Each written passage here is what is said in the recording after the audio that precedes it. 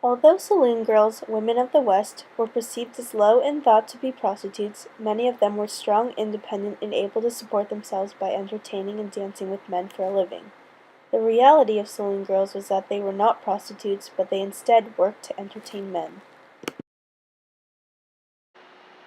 Saloon girls were not prostitutes, but in reality, highly paid entrepreneurs who entertained men for a living.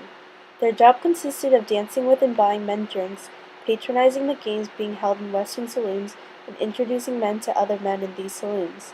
Most saloon girls were not immoral, but instead refugees from farms or mills, widows, or needy women forced to earn a living. Saloon girls were highly respected by the men they entertained and danced with. These men were strictly observed by saloon owners and encouraged to respect the saloon girls. Oftentimes, if a man disrespects a saloon girl, he would quickly become a social outcast and sometimes even killed. Although their job was degrading to women, and they were sometimes scorned by the good women, saloon girls learned to gain financial independence due to their job. This was because saloon women wore short, promiscuous dresses that only hit their mid-calf or even right below the knee. Oftentimes, these women wore makeup and are now known as painted ladies because they had the audacity to wear makeup and dye their hair.